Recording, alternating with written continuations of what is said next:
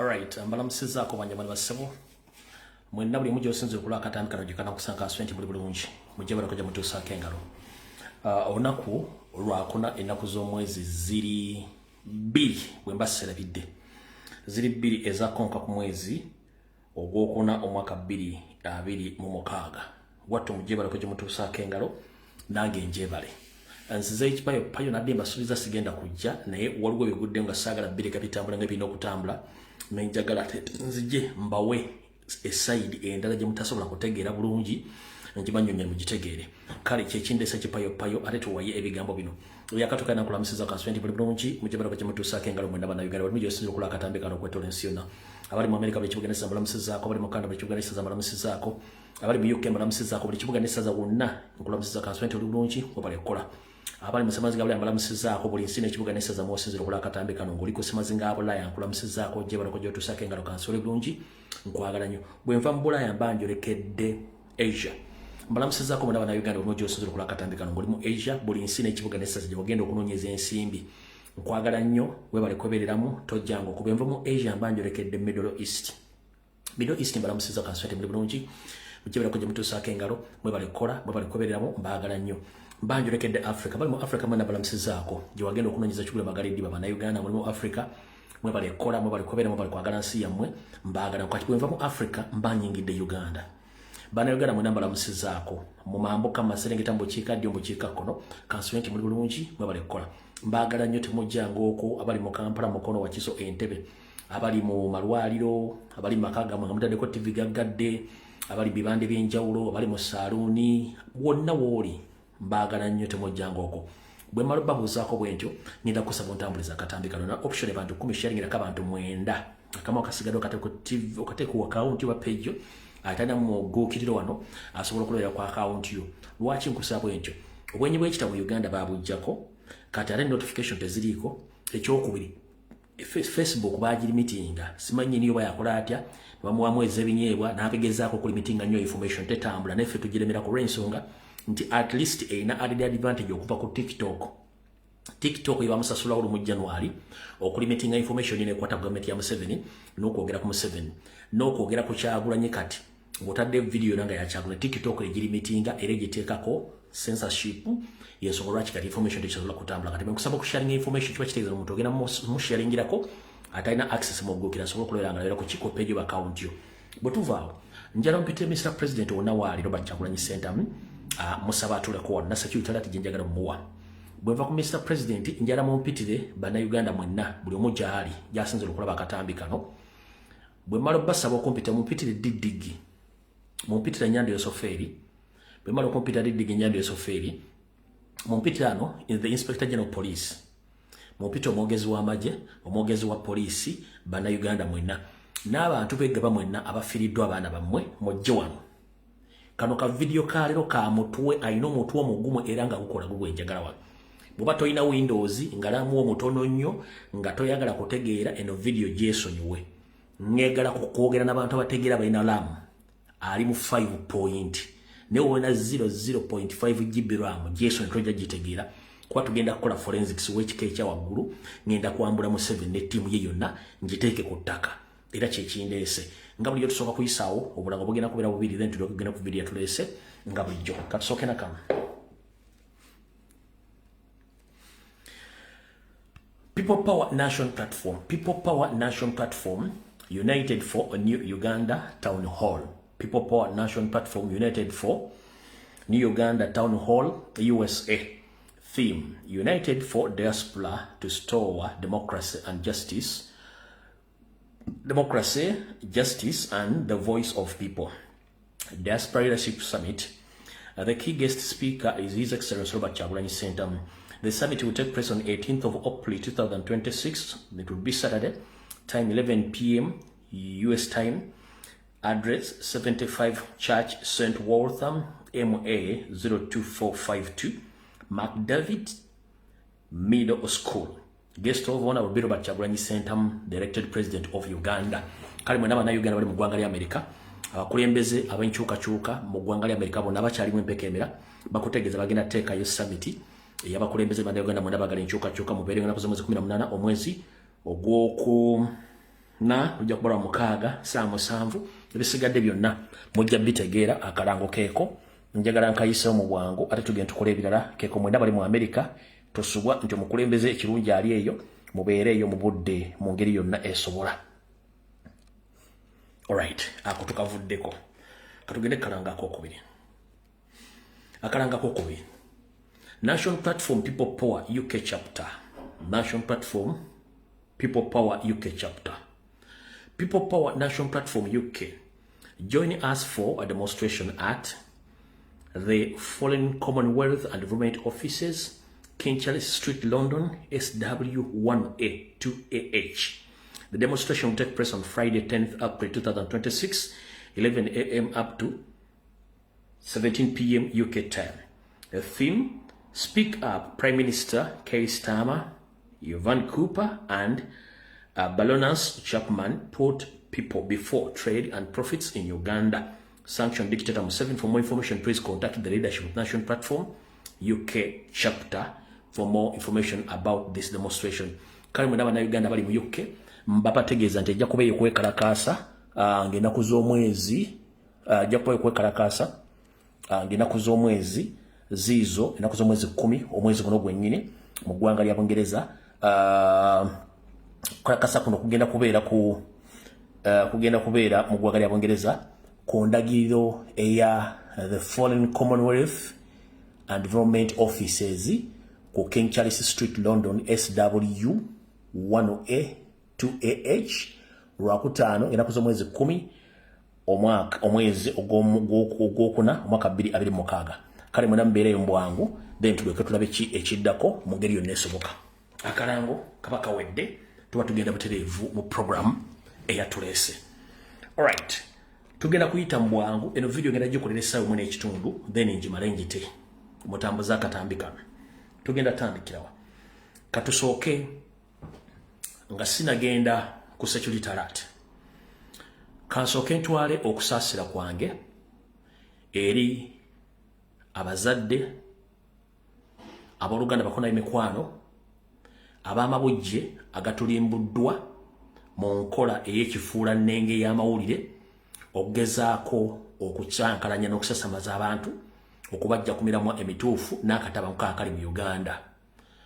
Emiti egyo gittiddwa olunaku olwaleero ku ssaawa 5 ez'okumakya mu ggombolola ya Ssaabasajja y'e Makindye mu kabuga k'Eggaba omutamanya ngamba bw'abasanjaze n'abatta kitalo nnyo. Mwenna abazadde abafiiriddwako abaana baabwe n'abafunye ebiwundu kitalo nnyo Mukama bagumye ye ensinga bw'etambula.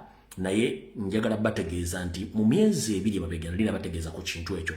Kale kitalo nnyo ddala Mukama bagumye era ayongera obbakingiriza kuba ensi mwe tutambulira singa omukulembeze abasi munnansi talina gwalumirirwa era bagenda kubasaddaaka nga bwali mu kkola. N'olw'ensonga eyo kitalo nnyo ddala Omukama abawe ekimuli ky'emirembe buli omu ajja kusasula ekikolobero kyakoze. Awo tuvuddewo maze okusasira b'eŋŋanda. Kati njala sooka kuyisawo security alert. Mr. President Robert Kyagulanyi Ssentamu wonna wali mu America eno security alert njagala ngikuweereze obeere ng'oli aweya. Ekisookera ddala bulijjo maiba n'abasajja ne bagamba nti Sarah County educated cow obwongo balina butono bali batufugira mu diversion stance na mundu ne bwe kidda mu common sense ye common sense tebamulina. Kati bulijjo kiba kizibu nnyo government exposing military attache waayo ali mu ggwanga eryo mutegeera butegeeza oluvannyuma. Ne the moment omusajja vanaga nti nonze gundi nga military attache musindise mu ggwanga bweriti kiba kitegeeza musindise commission. Kati Mr. President wonna wali mu ggwanga lya America njala kukusaba nkutegeeze. Omwami Didigi Drinking General Muhoozi Kanyarugaba olunaku lwaleero alonze namba 2 we Dewa Kiki n'amulondanga military attache we okujja mu ggwanga lya America mu kibuga Washington okubeera nga yekati ye military attache agenda okwasaganya ensonga zaabwe ezikwataganya ebyamagye. Muhoozi wonna wabadde tali Dewa Kiki yabadde akola emirimu gya Muhoozi era kati Muhoozi yeesindise butereevu okuva mu Uganda n'agenda mu America. Ebikolobero byonna byandiyagadde okukolako ng'akufunye yasindise Dewaki nga military attaché abeereyo nga coordinator to operate with their agents already abali mu America okutuusaako obulabe. Nchidda Mr. President. Muhoozi nga bwe yandiyagadde okukolako ebikolobero yenga mu buntu olw'okuba nti aliko sanctions asobola kujja mu America kati addidde namba 2 we ow'ekyama Dewaki n'amufuula military attaché n'amusindika mu America agenda abeera nga military attaché ku embassy eyo nga buyoko yagenda okubeera coordinator kuba operative bonna ba ESO ne ba agenti baabwe bagenda omuyambako okutuukiriza mission ye. Mission yaabwe enkulu baagala kukumizisa muso ng'oli mu ggwanga lya America. Kyekisindisiza Dewaki yeyawuddemu kabonoga nti nkoze photocopy n'akola photocopy ye ne yeyawulamu n'asindika Dewaki ajja akolenga operative ne banna abali eyo. So Mr. President, already abantu nga 7 before Dewaki okujja abantu already 7 aba ESO basindikiddwa dda ne bajja mu America batandika okutambulirako information bagenda bagifuna kuba individuals abamu abakulirayo bamanyi entambulayo abamanyi ne wobeera na buli kimu ne programs ogenda okukola abo bagenda bawa abasajja bagenda bawa information n'entambula gy'otambula kati bano bagenda okubanga batambulira ku trade okubanga bako trading okunoonya mpaka banakufuna. So Mr. President, wonna woli njala kutegeeza wegendereze nnyo entambulayo endyayo n'abantu bosinkana jjukira ne tiimu nkidda mu America abantu banafumako buvumi leadership team yonna eri mu America nfu leadership team y'omu America simanya American chapter yonna nfu bw'oba olya nabo weegendereze bw'oba otambula nabo weegende yonna nfu nkiddamu nze bampita akabuzi kakira kambuzi sikisa leadership team eya Nuupu mu America yonna nfu awuddanga namujanga onnumbe ebyo mbizeemu tiimu yonna eri mu America ya chapter yonna nfu okuli abapya n'abakadde yonna nfu embuulire tefa yonna. Mr. President omanyi Museveni bwa operatinga sigenda mukunyumiza manyi oyina enkolayo titotta kibenga tonna kikenenya ndusu oba nkozesa nkukozesa. At this particular moment Museveni ali mu mbeera embi ennyo nti buli kintu kyonna ekijja kisobola omukolera. Jjukira mu mbeera eyo ne mukyala wa Tshisekedi baade bamutumbye mu settings omuttira mu America. So yenkola yemu gye baagala okukola. So Mr. President wonna wooli njala kutegeeza weebereremu abantu bonna leadership enkadde n'empya bonna bafu weegendereze. Nze mbadde maze kutegeeza era sikitira ati njikuwadde nti tiimu eri mu America yo n'abakulembeze abaliyo bonna bafu n'okuzika kwa gwabula gwe nkolayo nti totta kibenga tonna kikenenya ndusu oba nkozesa nkukozese. Please nungi nnyo ne wano tusinga okwagalira please improvise weebereremu. Ate nammwe bakyalimu embagamba omukulembeze muleke muteekako nnyo kanyaaga mutambulirako nga munyiriza buli walaga mutuleeko kewammwe muleke akole emirimu gye mutuleeko wa mayumba gammwe muleke akole emirimu gye mulye ssente zammwe nga mwazirya ebisigadde mukama muleke akume president atambuze ensonga ze. Security alert ngimaliriza njala tutandike video yatuleese. Buno baka njala buweereza ba comrade mwenna betukola emirimu gyegimu ku social media platform ez'enjawulo. Ba comrade mukimanyi bulungi nnyo nti buli wabeerawo okulonda nga kuwedde Museveni ateekawo kye tuyita economic sabotage oba insecurities mu bitundu gye batamuwadde bululu. Naye nzize mbagamba nti kino kyabadde kitambudde eggwanga lyonna. Ateekawo insecurity ne economic sabotage. Kati economic sabotage etambula ne ssaawa zino erimu ba agenti ba Museveni be mugenda okuba mawala byekodda nga alese tractor si Kyagulanyi amenye ebintu byabwe si Kyagulanyi wabula bo mukabo kwabwe ne bateekamu erinnya Kyagulanyi. Kitegeeza abantu bano mbaleke temuleka kuba the moment you keep on giving them time Museveni womuwa obudde bwayagala kubanga ekyo bakikozesa nnyo. Kati ba comrade sagala mukolere bantu abo video mubaleke kubanga abo bonyiri bali state funded okuva nti bakwata erinnya kyabwe bateeke mu programu zaabwe. Kyagulanyi si yavuga tractor si amenye ebintu okuva e Kampala. Abo bonna bantu ba government bave bayise erinnya Kyagulanyi mukamwa nga bamuvoola azifu nti yalese tractor n'amenya oba yatutte ebintu byabwe oba yagendayo na business z'abantu si Kyagulanyi. Government yennyini ng'ekulembera Museveni be bakola ebintu. Kati sagala muwe bantu abo budde nakubamalirako sente zammwe mubaleke Ffe twabagamba bajja president yabagamba bajja kiwulira. Yabagamba nga okusituka abagamba ffe tetugenda kwekalakaasa bizinesi zaffe zijja kwonooneka kati bizinesi zaabwe zebagenda okwonoona. Ng'ate Gabagaya yabawa PDM yamenya business ate ne balumbamu Kyagulanyi. Tula nti waliwo kikyamu kati mubaleke buli omu afire mu firimu ye analumu ennyo anaakitegera timbawa time mumaleke awo tuvuddewo. Bwe tumala okuvaawo akatambi mu butongole katandise. Mutagingira abantu beggaba bonna ne batayogana mwenna. Nali wano emyezi 2 emabega. Mwabali mu comment section abasinga obungi mwaliko ku video eyo. Najja ne mpa security alert. Ne mbagamba nti amasomero ganaatera okuggulawo. Ne Museveni ateeseteese okutigumbula abaana bammwe okubatemaatema, okubookya n'okubakuba amasasi live bullet. Naye nali ng'anyo bbawa security ne bagamba haali security alert eno munaagisobola munaagitegeera. Nasooka baga security alert munaagikkiriza munaagitegeera nakyogera n'ensooka nali ng'anyo ginha bannayuganda nga bamanyi okutegeera kwa bamusi kwangu. Nabagamba ne munaagitegeera munaagisobola. Nasooka ne neesika ne ng'abano abantu bengenda okuga ebintu bino banaabiteeka mu mutwe ne babitegeera. Nasooka ne bagamba security agenda ofulumya munaagitegeera munaagiteeka mu mitwe egyammwe ne baga eyinza obabeerera enzibu okutegeera. Naye nga nze bwe nkola nti ebintu bye mbyogera ne biteekayo ne bagamba Museveni nga bakagula amasomero agenda kusindika ba M23 bajje batemeetema abaana bakuba amasasi oba bookya amasomero ne mbaga bajja kikola misana. Ani yaliko bwe nabagamba security alert eyo. Nasooka kwesekanga mmanyi temugenda gikkiriza. Ngera bwe mbagamba ne muga nabaga nti eno yo muyinza obutagikkiriza naye agenda bakola ekikolobero. Ne mpa security alert nze ne ŋŋenda. Bwe namala okugenda ne nkiwa obudde kituusewo olwaleero. Kati njagala kuwaabya Museveni muggyemu akapale k'omunda nkateeke wali. Ensi egenda kutegeera. Saagala tumale obudde buwunyize kamba abize Museveni mulyoke mutegeere. Ekisookera ddala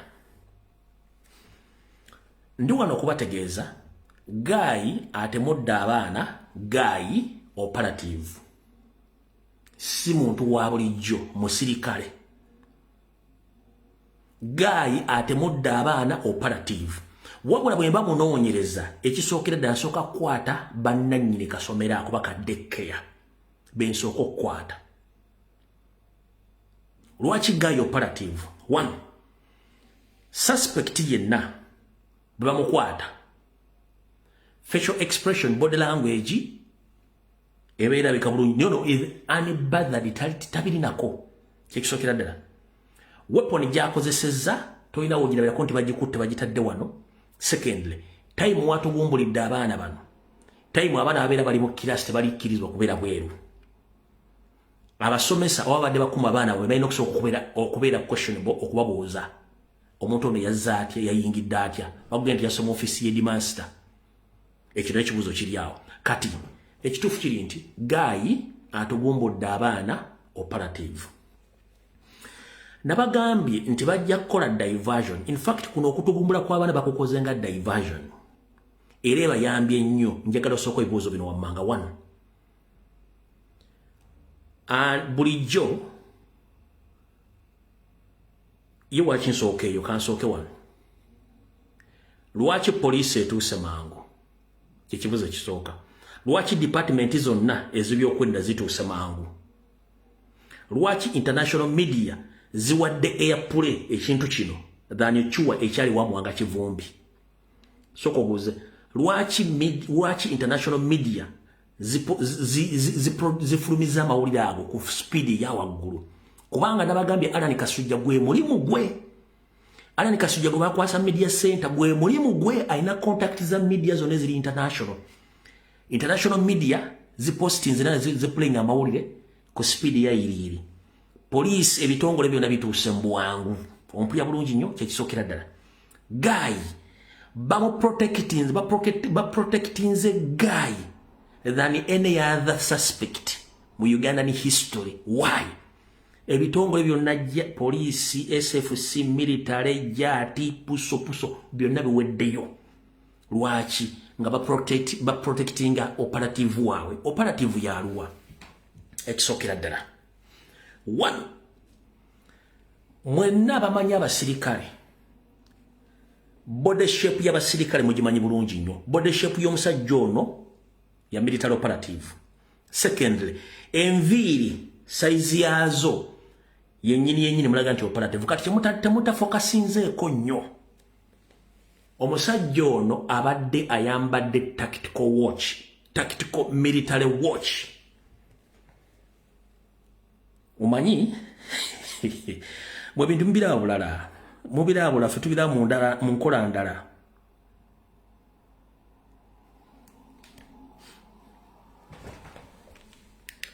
Eno bagiyita tactical military watch. Eyo tactical military watch. Ojiraba? Kati bano bakola ebintu tebasobola tebamanyi ffe tulina experience mu bintu bino. Eno tactical military watch. Ojira bulungi nnyo. Ebeera ku kamera, recordinga, ekola buli kimu. Eyo tactical military watch. Ojira bulungi nnyo. Eyo tactical military watch. Kyekisookera ddala. Ndoza kati awo otegedde. Bw'omala okitegeera.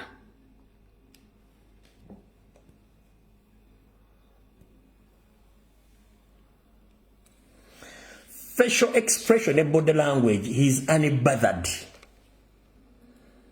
Facial expression and body language is unbothered. Kubanga is an actor. Acting according to the mission. Nga bweyabadde.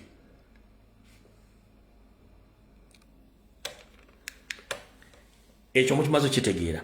Kati ekyokubiri. Mu Uganda nga wenjimanyi. Response oba okuddamu kw'essimu. Nga police ogikubidde essimu. Response y'essimu police kwekoledde speed okujja okuresponding ebitongole byonna. Waliwo akabuuza. Byonna ne bigwayo. Response okuddamu. 1. With immediate effect police nga tennakola kintu kyonna further investigation nejja neekola post B ez'enjawulo nga zaawukana nga zeekuba. Okitegeera? Kati bwe tuvudde awo kuba kati mbawako ku bintu ebimu bye mubadde temusobodde kwetegereza. Bwe tuvudde awo mutabani wa Nyandeso Ferry n'akola post eno. Agambye the suspect in a Gaba horrific attack against children has already been apprehended. We shall push for the death sentence for his crimes. Eyo ka statement yekutegeeza okutegeera nti eno mission yonde badde maze okugwa kubanga Muhoozi si kooti y'amateeka.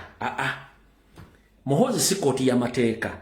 Tosobola kuba nti omuntu kooti tennamuwuliriza gwe n'ogamba nti suspect akwatiddwa era agenda kuteekebwa ku kibonerezo kyakuttibwa as who. Kati ekyo nga tukivuddeko. Wano wenjagala wagenda okubala eggwe mu kibya. Wali mbalaze tactical watch mugitegedde. Kati njagala musooke mulabe ekintu kino mukyetegereze.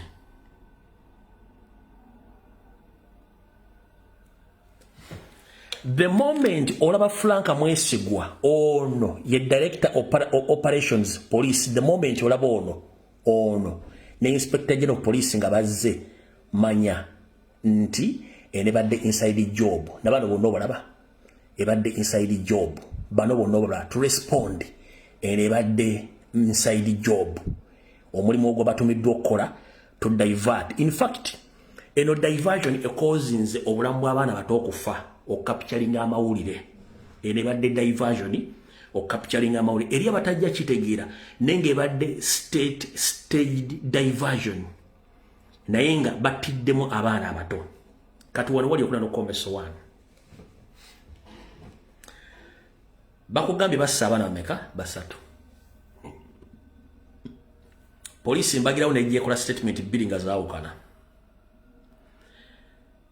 ewamu wanga Kivumbi gye batta abantu 32 polisi yatuukawo polisi yakola statement tactical team zonna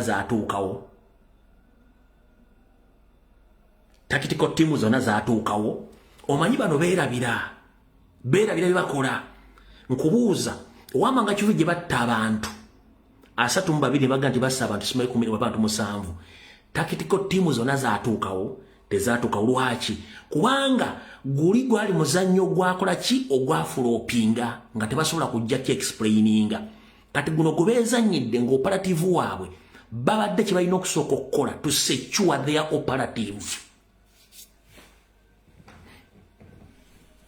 One, babadde balina okusooka okusecuringa operative. Kansoke nkubuuze bulijjo mu Uganda omusajja baboda community nemukolako nemuttirawo kyetuyita mob justice. Omuntu assa abaana 3 oba 4 abato. Police ne responding with immediate effect ne tactical team zonna nejja ne protecting a suspect. Soka obuze abaana basessa wa 5 police netukero immediate kitegeeza nti police already ne mission bali bagitegeddeko nga bali mu ggabo omwo just bali balinda simu yokka. Police n'amagye bonna babadde already bali mu ggaba nga balinze bulinzi muzannyo okukola kikutuukawo. Mbagambye guy is an operative. Yensonga lwaki bamu protecting nze to that extent bajjewo operative waabwe. Okitegeera kati wengendo bakwatira waawano bagambye bassa abaana bameka 3 abazadde bameka babadde basansabaga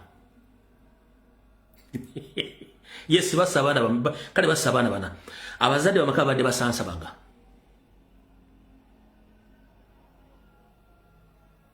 abazadde bameka babadde basansabaga kati wano wengendo bakwatire walala waawano mulabyeko omukyala police gwekutte neetwala in your normal sense osobola okukwata omuntu aviriddwako omwana n'omuteekamu in fact okumanya bano abantu badde beetegese baleese n'akakomera akasibirawo kati linda njagala tugenda empola omusibe assa omuntu lindako assa omuntu wuuno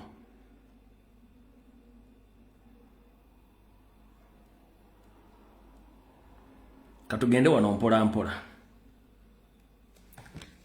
linda assa omuntu wuki wuno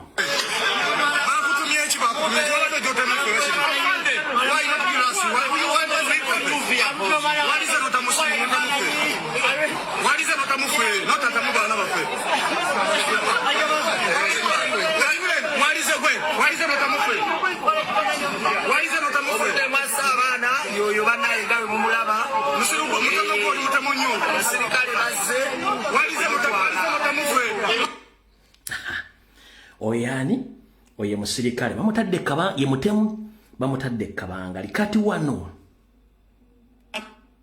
wenjagala olabe omu eyeyita omuzadde ne bamuteeka mu kakomera oba totegeera eyeyita kubanga nina okufuna obujulizi obulaga nti omukazi oyo abadde azanya katemba abadde muzadde wano bana mu ssomero lino batukidde wakati mu kwaziirana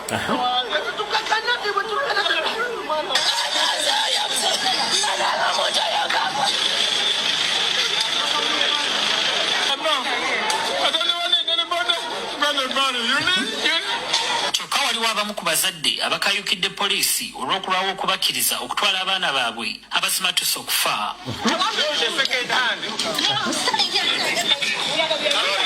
I'm telling this 6-year-old should be kept in this school.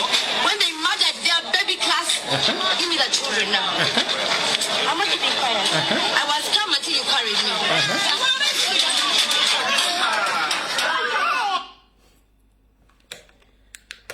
Omotemu agenze mu kabangali yaki ya polisi wansi naye eyita omuzadde bamutadde mu kakomera ka poliisi gwe tolina bwongu kutegeera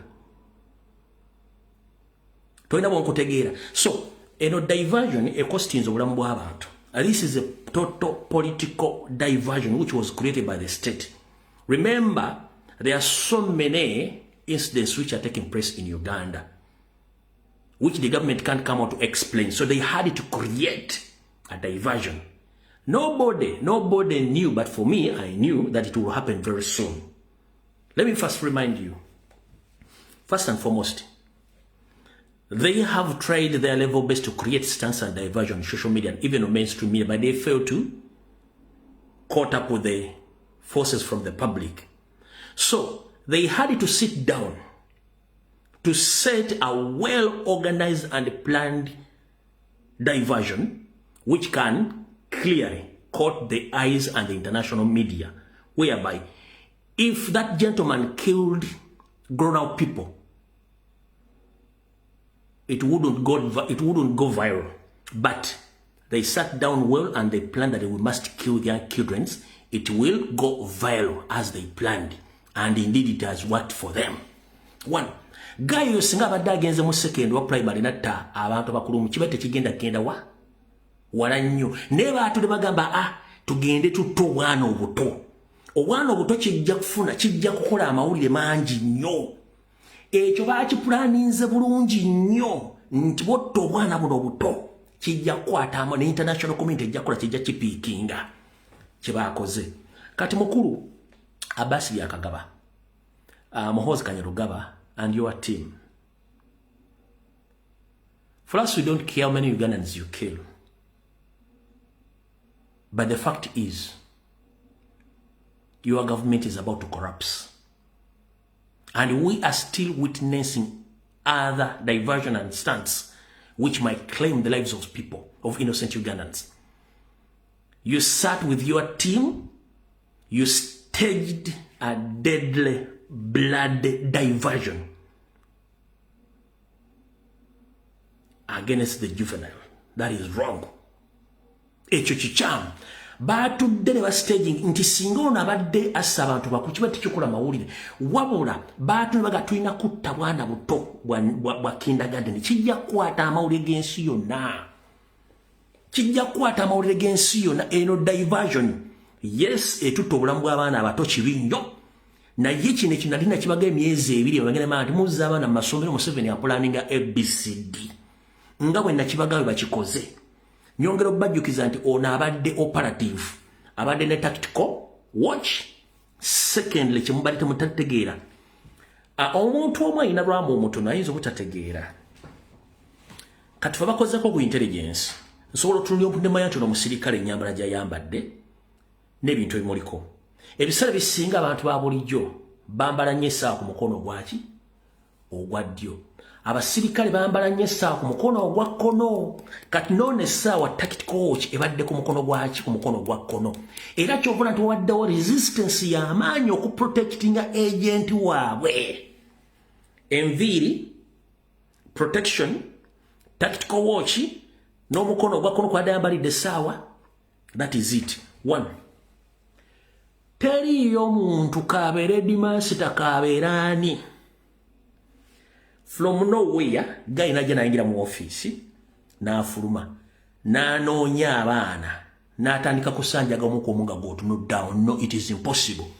Bananyini akasomera kuba kaddeke kakindagade balina osooka okukwatibwa.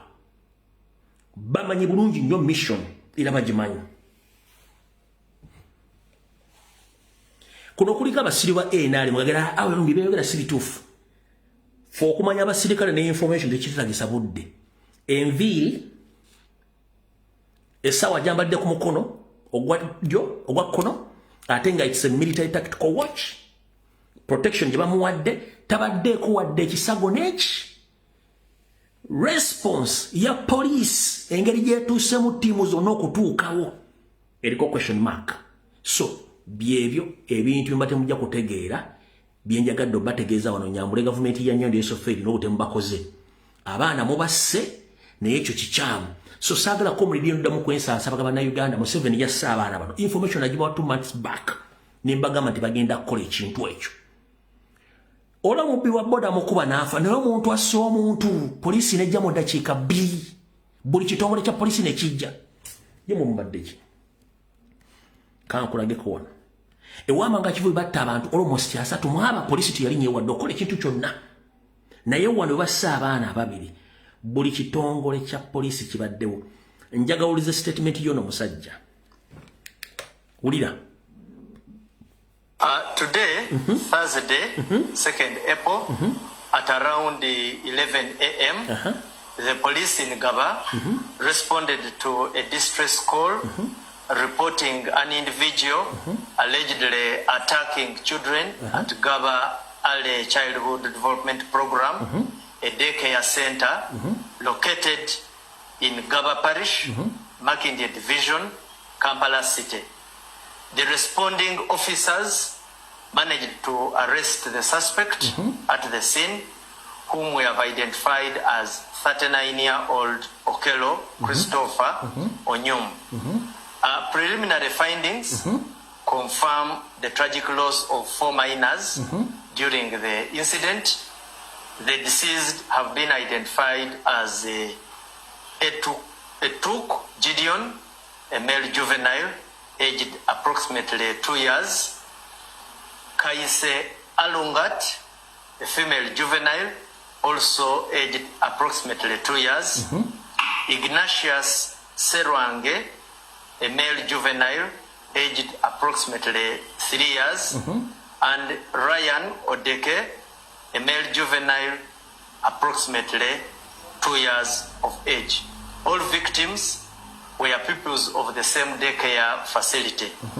The suspect is currently under interrogation as investigations continue to establish his motive, background, and any other relevant circumstances surrounding this heinous crime. Uganda Police Force extends its deepest condolences to the affected families and assures the public that all efforts are underway to ensure a thorough investigation and that justice is accorded to all the victims. Further updates will be provided as more details emerge. I thank you. All right. Oyo mukulu ow'amaaso agali lubuto, the pregnant eyes police spokesperson Lutuma Kishoke bwati bwagambye. Naye abantu bano beerabira. So you came publicly to inform the public about the incidents, but you forgot that your top boss, Muhoozi Kainerugaba, he had already on his social media ruled that the arrested person or the suspect is going to face death sentence. So is he a judge with immediate effect to pass that sentence to the suspect without even getting information or without getting the without a well investigation team which is on ground, which has already collected the evidence of the tragedy which has happened? But your boss, he had already ruled that the suspect is going to face death penalty. How? So ebintu bino mubyogera nnyo ne mukola ebintu bino nga temutegeera. Naye njagala osooka owulirize wano. Wulira bulungi nnyo wano.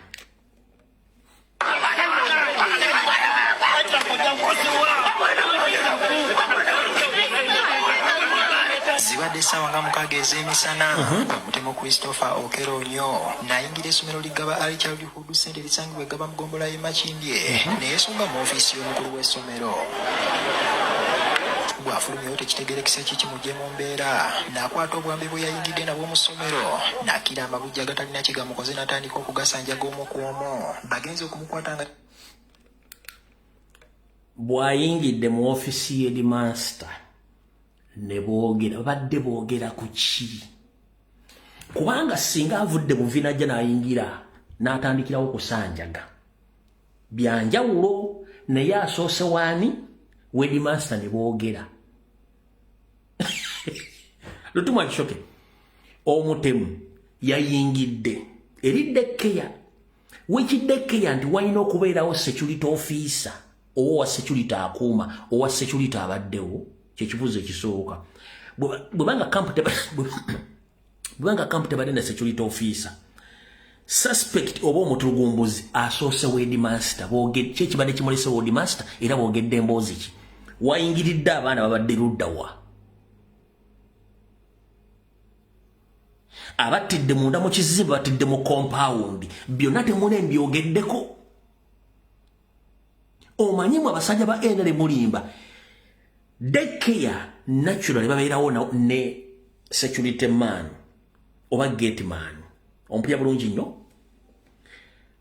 bw'aba taliiwo it's okay naye suspect azze buterevu mu ofisi ya dimaster mu ofisi ya dimaster boogedde ku ki era abadde boogera mboozi ki wabadde ayingira abaana babadde luddawa era bw'afulumye kubanga waliwo ebintu bibiri kansoke nkubuulire teri muntu ajja nga tazzaawo ng'emission emulese tagimanyi no there is a possibility guy agenza okujja nga nekyagenda okukola akimanyi nga ne bagenda okukikolako abamanyi kyagenda okukola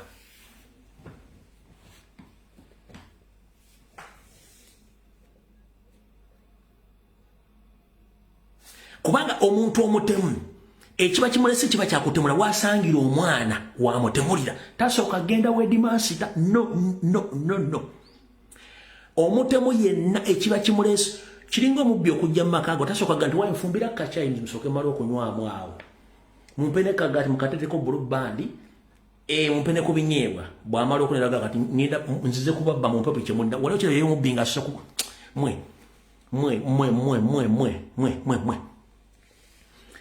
ekisookera ddala azze n'ayingira motivu ye nga yakutta abaana babadde luddawa babadde mu kizimbe munda babadde bweru bwabanga motivu ye badde yakutta baana in the first place abaana babadde asookerako dani okutuuka headmaster motivu ye eyamuleese bwebanga tebadde well staged assassination oba killings motivu ye yamulese the motive was to kill abali tasooka headmaster bw'asoose headmaster boogedde batya body language badde esoma etya kubanga omuntu asobola kwekyusa nga azze ayogedde bulungi naye ekyusa immediate n'agenda mu butemu n'afuna karakita y'okutta no wantuli mu forensics omutemu bw'aba azze kutta nga ne baazze okutta bamanyi target agikolerawo kizibu nnyo okujja muntu n'ajjira mu karakita eri nno omuntu azze kulaba headmaster emboozi gye banyumiza temugyogeddeeko headmaster temumutadde mu kamera tayogedde biki boogedde kati n'afuluma n'akyusa karakita enno ebigi nno tuli mu forensics omutemu bw'ajja okutemula ewantu ajjira ku tageti era kiyabadde alina okukola naye waba asoosewo headmaster bamukwate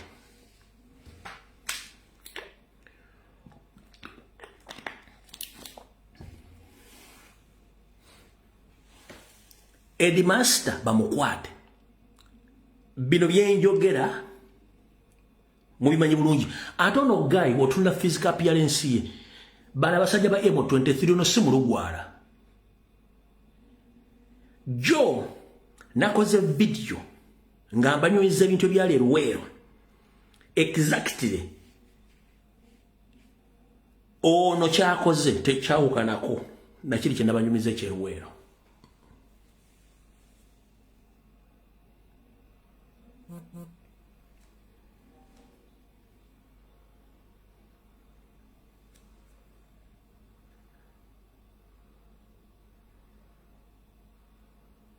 kyennabanyumiriza jje ekyeruweero tekyawukanako no kino kyakoze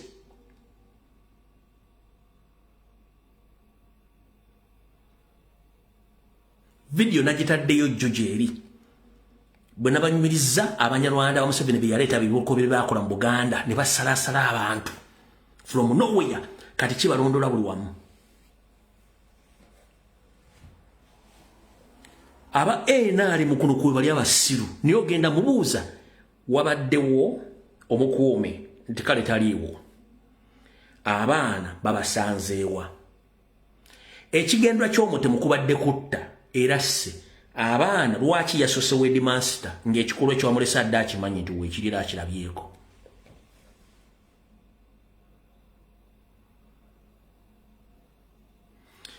Ngaye mubuusa information zino video bagenda zisala mu zitambule naye buli munnamateeka yenna n'omulwanyirizi w'eddembe n'amanyi eby'obukessi n'okuŋŋaanya obujulizi agenda kugamba omusajja n'ebigebye byonna bituufu. Ekigendwa ky'omutemu kyabadde kikutta lwaki yasose headmaster? Simple question. Ekigendwa ky'omutemu ekyamulese kwadde kutta lwaki teyasose kutta? Bo be yasse yabasanzeewa babadde bweru babadde munda. Kizibu nnyo omuntu okujja nga motive ye yakutta n'asooka headmaster. Motive ye asooka kutta kubanga what was the motive? Headmaster what yasse headmaster?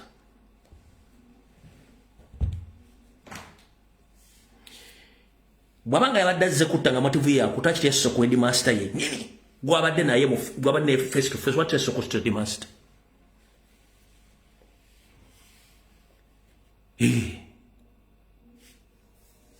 Motive yakutta lwaki teyasose kutta headmaster bwebanga motive yadde yakutta?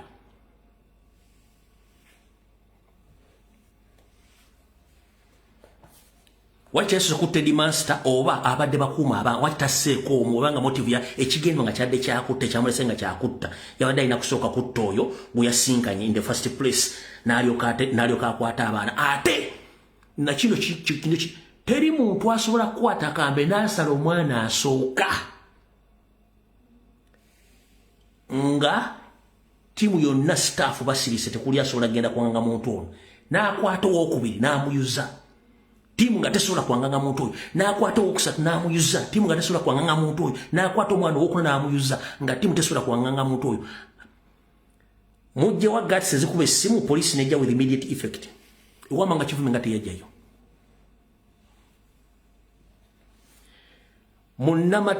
Bino byembaga nti Uganda mulimu organized crime ne organized criminals ne protection force eteekeddwawo. They are protecting their agent. JAT, military, army, police, crime intelligence, bonna bazze, inspector of police, director of operation, bonna bazze kubanga tebaagala kuleka lupuholo yonna.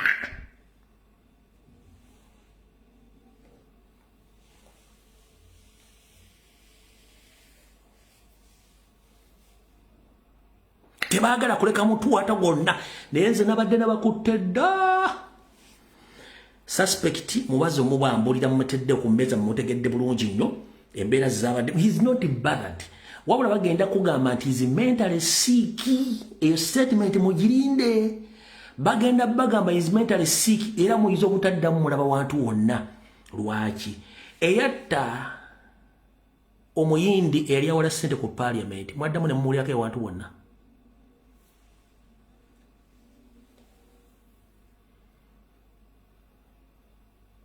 Eyatta omuyindi ku parliament yali awala ssente mwaddako ne mumuly ewantu wonna. So eno yabadde well calculated move eyo capturing amawulire both local and international. One, singa badde basse bantu bakulu kiba tekigenda kukola mawulire basetize katugenda tulumba obwana obuto kino kigenda capturing international community. Yensonga lwaki international community epikinze mangu kubanga gwe mulimu gwa Alan Kasujja ocoordinating nezo TV eziri international. Okitegedde bulungi nnyo iyo motive yamuleetesa. Secondly, ebitongole byonna biggwa within a minute. Poliisi abantu babatta buli lunaku temusobola dde okurespondinga mulespondinze ku ono operative wammwe mbwa mmwe. Oyo guy mujja kizula nga si Okero bebafubuka ba M23 era mmwe temunategera motive ki lwaki Museveni akkiriza abagwira okujja muno. Ensonga lwaki Museveni akkiriza abagwira okujja muno kubanga bana abagwira bangu bakozesa okutta n'afuluma. Mwenna temukimanyi. One, Okero liemu yagamba nti balina ndagaano yonna ya kutambuza basibe kuva mu Amerika bantu basibe nabayonoona obutuze okubeera kwa mu Amerika. Yagamba endagaano teriwo tebalina agreement yonna. olwaliro kennyini ya postings nti eggwanga lya America ne Uganda basindise ennyonyi esooka ey'abasibe abava mu America bajje mu ey'abanoonyiboobubudamu ey'abantu abalwa mu America nga tebalina mpapula ebasindise mu Uganda. Abantu abo tebalina nsi gye bava, lwaki tebabazizza mu nsi zaabwe era baleese Uganda. Netasobola kuvayo kyogeresa zino naye nga yakyewakana. Y'ensonga lwaki Kayindo Tafire yagambye bw'ati. Mwe temwategeera lwaki Kayindo Tafire yayogedde bw'ati.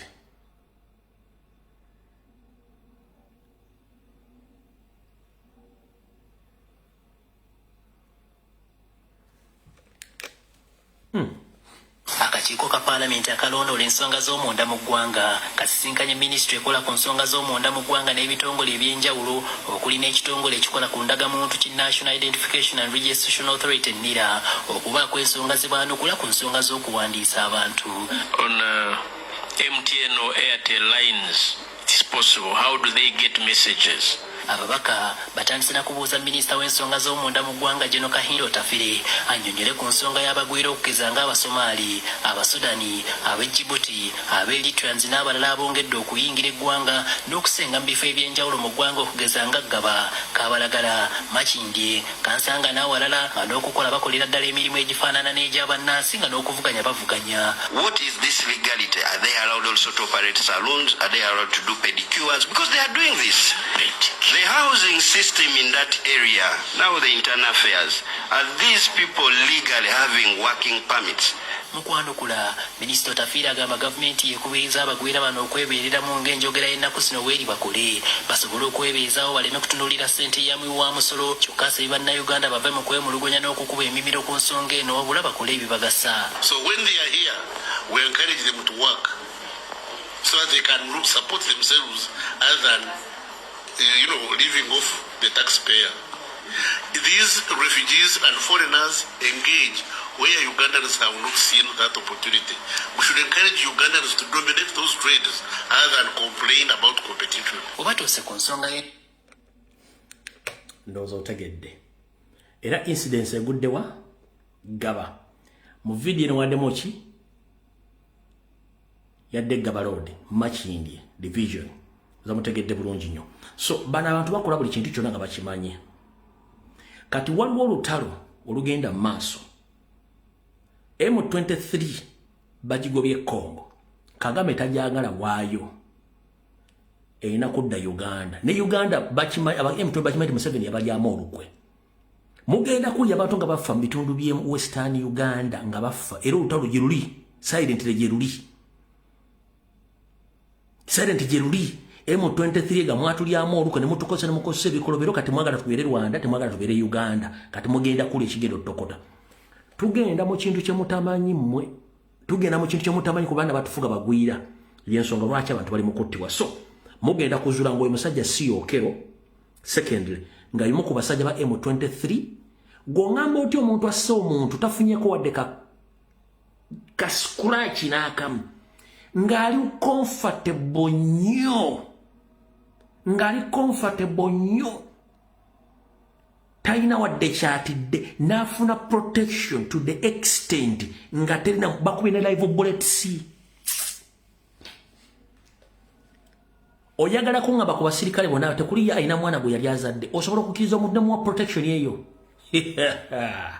Kale kati bwana kibuuzo kyengere ku information endala.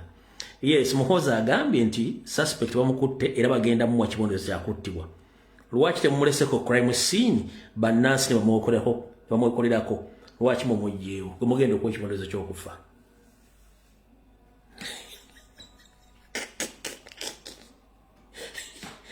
Muhoza agambye nti tumuwadde death sentence with immediate effect. Ne ku crime scene bwe muprotectinze battalion za police n'ez'amagye ne mumuggyako crime scene nga talinako wadde ka scratch. Gombadde mwawadde death sentence lwaki mulijja ku crime scene.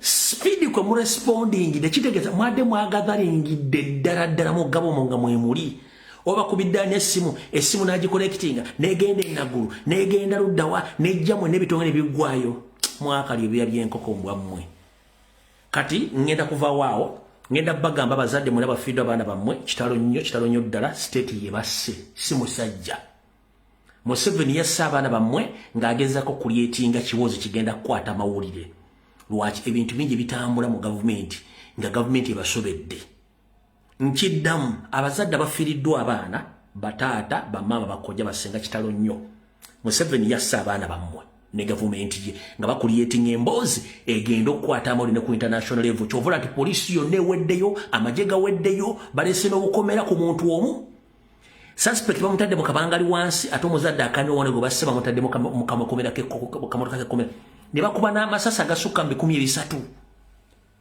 ku suspect gwe mwagala okutta somu ne mukuba amasasi agasukka mu 300 owa boda baboda nga mulekera mukuba ne bamutirawo mbwammwe awo tuvuddewo tugenze ku mboozi endala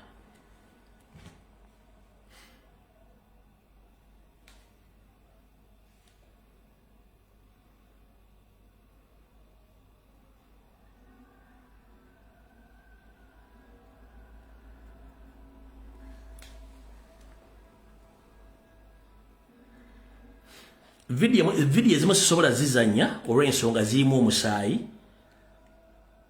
saagala zizanya kati lwaki kino kituuseewo wano emboozi ya Janet Kembabazi baso ne bajeegaana ne bakwatirako ne bannamawulire naye ate Nalweyiso aze n'agamba mwannyina Museveni yamugambye nti omukyala mulwadde nabagamba ntya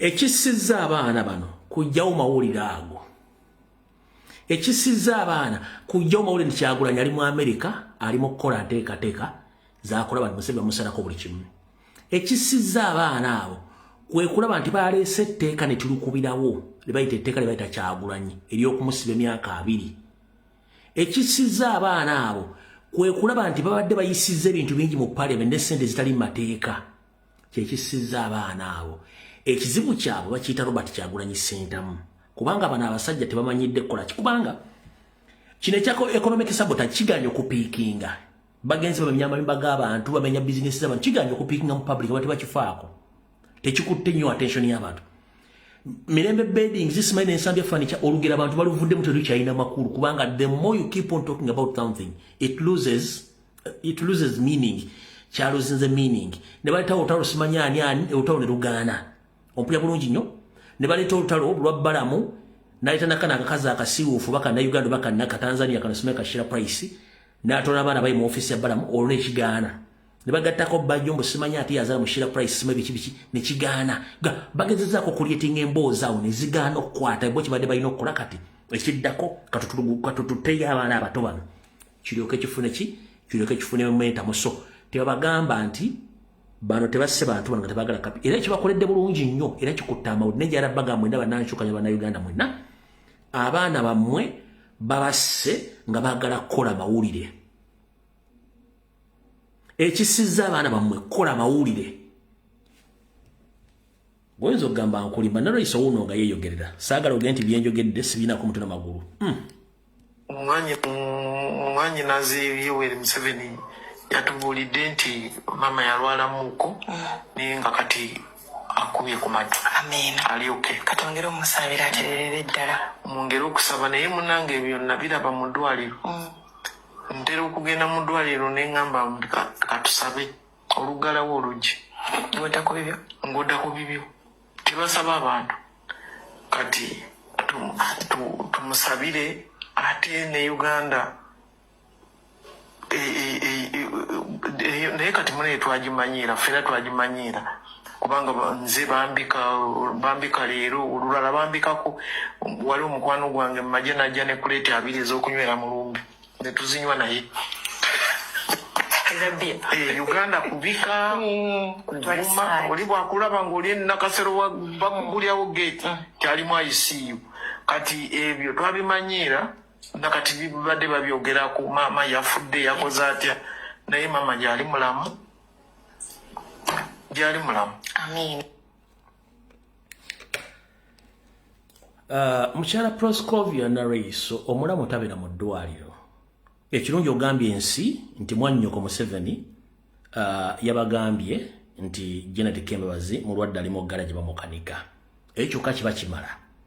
Kati gobo ogamba nti gyali mulamu olinga aga nti ali mu State House gy'atali. Ffe twakyogera nti omukyala muki mulwadde. Era essala zaffe ziri nti mukaawe obanga amuyambye batamuyambye ffe weetuli wano. Nkiddamu essala zaffe zigamba nti bw'abanga gyali ng'ali mu galagi bamukanika no problem. Naye nga ffe essala zaffe ziri nti nga baagala ebyonoonese mukambwe abanga agize era abaagize era ffenna ffe lulondu wano okugira tujja kugira bulungi nnyo era abantu bakirindiridde. So njala kugamba ekigambo kimu musooka kwewakananga bulijjo NRM kuzimu ku mpagi zammwe zibakuumidde mu buyaaye kwe kusooka okwewakana ekintu bwe mulaba bakubye nnyo ne mulyoka mukikkiriza. Mwasiba bannamawulire babiri mugamba nti baayogedde nti Janet mulwadde. Kati gwe ogambe nti Janet mulwadde kati bali mwasibi baaki?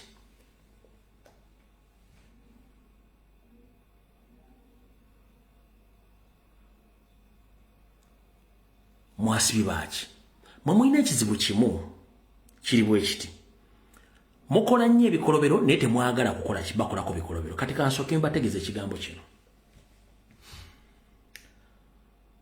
Simanyi lwaki omuntu omutemu atya nnyo ate okufa. Museveni ne guruupu ye batsi era bassa abantu bangi ne bo n'okubogerako nti yafudde oba mulwadde kibanyiiza nnyo. Era bakambuwala nnyo. Kyekiri kye nabagamba nti olunaku lwe mulutandika okuva mu mbeera ng'akukozeeko ekikolobero n'omukolako ekikolobero bano abasajja tebagenda kusula era tebalibeerawo. Ompulya bulungi nnyo. Tebalibeerawo. Ne bannayuganda gye munaakoma okwetuulako nga temwagala kudda mu bantu bano mujja kiwulira kubanga bo bakimanyi bulungi nnyo nti bannayuganda balina akatengo. Wiiki katengo kajja baleetera ebizibu. Ffe essala zaffe tuzimanyi bulungi nnyo. Akukola ekibi tomusabira bulungi omusabira kubeera bubi. Kati famire ya Museveni ne Museveni kennyini teri agenda basabira kubeera bulungi. Ekirungi nti ensi eraba era obudde bwe buli. Omukulembeze weekuume bannayuganda mwekuume. Ne mukitegere ekintu gambo kimu nti Uganda si yammwe ate mujja kubeerawo tugenda girekawo mugenda girekawo buli kimu kijja kudda gikola ki gye kirina okubeera. Kati awo tuvuddewo saagala tuweewo.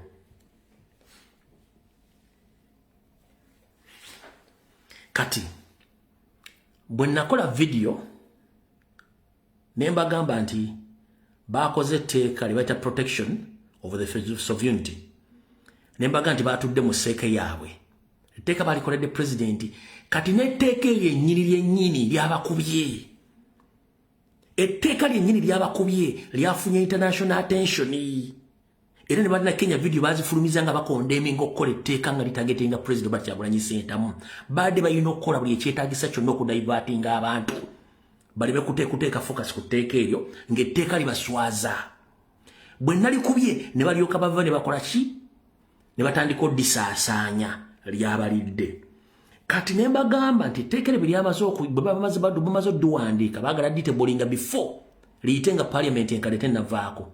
Ne mbagamba n'etteeka lya computer misuse bazzeemu ne bali editinga ne bali amendinga ne bateekamu obukwakkulizo oba obuwakattirwa nga budifendinga NRM ne gavumenti yaabwe ate nga bunyigiriza abantu abatayagala gavumenti ya Museveni. Ne mbagamba nti etteeka lino baalikwasiza jjannyini lyo eyalireeta alitebulingi. Video nadde sijja uploadinze jjo ne njala gibazannyira mulyoka mukakasa nti video eno byenayogedde mu video eri byonna byadde bituufu. Kati omwami ono first and foremost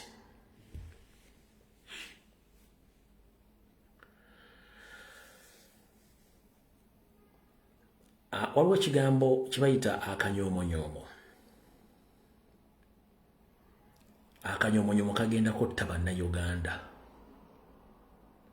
Akanyoomonyomo kagenda kotta bannayuganda abasajja. Akanyoomonyomo kagenda kotta bannayuganda abasajja. Kamalewo. Lwaki? Ekisookera ddala. Gobadde okimanyi abantu abasinga obusiru mu Uganda be basoma.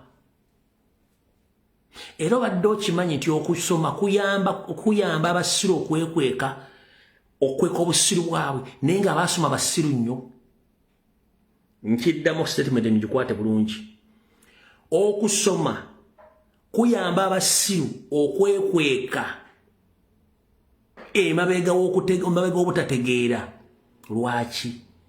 Bw'otandika okuwulira entegera y'abantu bano ku nsonga ezikwatagana ku bantu n'eggwanga abasoma, wattu weewuunya nti bano baasomera ki? Kati kankikuddemu. Okusoma kuyamba abasiru okwekweka ensi obutategeera nti basiru naye basinga obusiru. Buli muntu yenna akugamba nti yasoma nga kwabeesinga naye nga bw'omuzza mu kulowooza ku nsonga ezikwatagana ku bantu ba bulijjo n'ensonga ezikwatagana ku nsi yaabwe ng'ayogera bintu bya kisiru, ye musiru ayina n'eddiguli. Era ekyo nkiddamu. Nazzikuno bukyanga eggwanga Uganda litondekebwawo n'eggwanga Buganda eryasooka okufuna obwetwaze, abaalwanirira eggwanga Buganda abasinga obungi baali tebaayitako wadde mu kibiina, balirwanirira ne libeerawo. Wabula abantu abazze okukola emivuyo gino gyonna be basiru abaali baasoma nga balowooza nti ensi tegenda bategeera. Ekyo mukitegedde.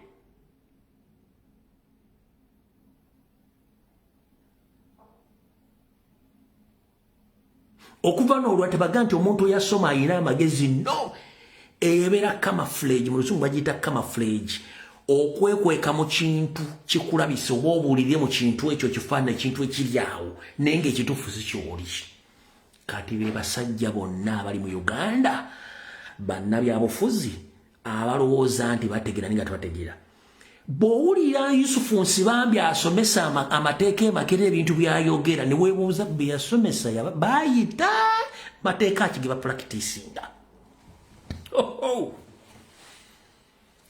Yusufu Nsibambi lekikyale Makerere asomesa mateeka bw'atuula okwogera okuva yava mu opposition bw'atandika okugubuza nti ono yabadde asomesa bannamateeka oba. Kyenvudde nkugamba nti okusoma, it's a camouflage which protects the fools. But unfortunately those people who didn't even attend the class, they are more clever than those people. Abantu abatasoma bo bategeera nnyo okusinga abasoma. Ekizibu kiri eki nti bambi batasoma n'omanzi obwatamanyi kuwandiika linnya lye. Era kyekyo kyokkoba okuwandiika ebbaluwa oba okugisoma bintu bibiri. Naye ebisigadde eri abasajja ng'omutwe gukola. 1. Kinoonyerezeeko. Abagagga mu Uganda ebitundu 4 ku buli 10 bonna abasinga obungi tebasoma. Njagala onoonyeza abasoma nga tebabyesereza gavumenti banga siba temba balina ssente. Nkusiba ssente. Ebitundu ku 4 ku buli 10 abagagga bali mu Uganda bonna tebasoma.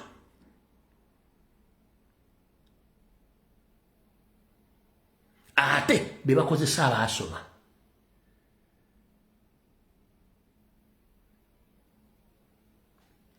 Era eggwanga Uganda libadde ekonomi ya Uganda eyimiridde ku bantu abatasoma ebitundu 75 ku buli 10 weyimiridde.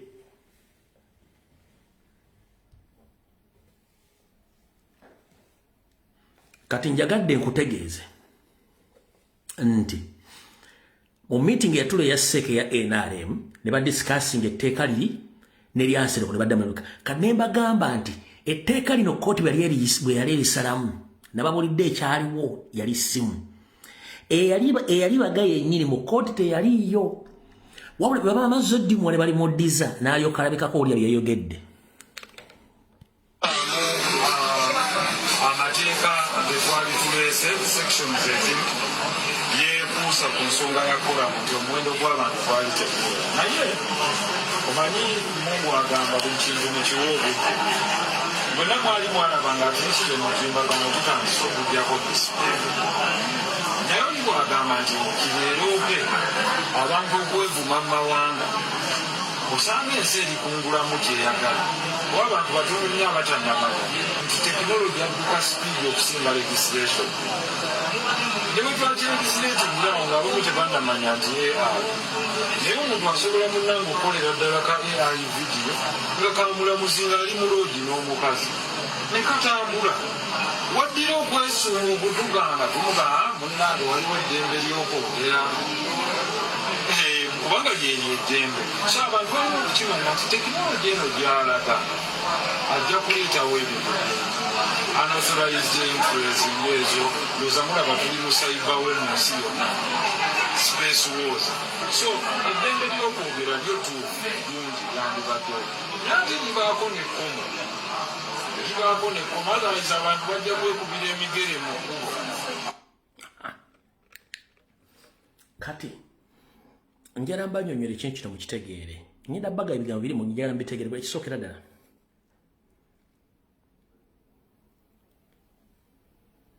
mu Uganda ffenna mwe tuwangaalira twemanyi ng'obadde okimanyi mu nsi ezaakulaakulana bawandiika amateeka ge gasinziira ku mbeera n'obuwangwa obuli mu nsi ezo.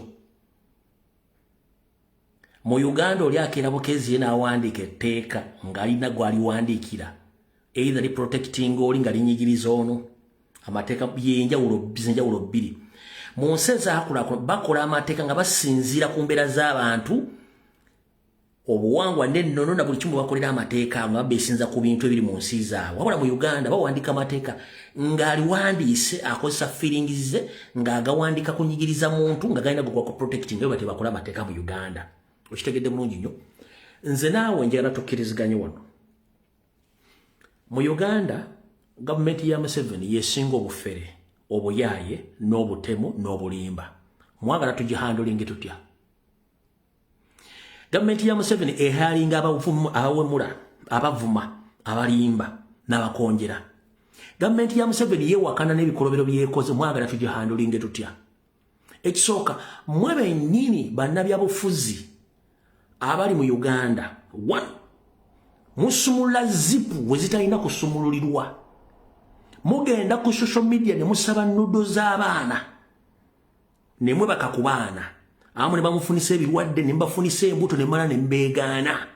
Kati bw'okizuula nti omwana oyo essaawa n'agenda kuvaayo akwabye, ofuna chance gamba ati ngenda kubaga etteeka erya computer misuse, kubanga okimanyi nti bw'anaafulumya kanudoko ogenda kugamba nti eyo AI sinze.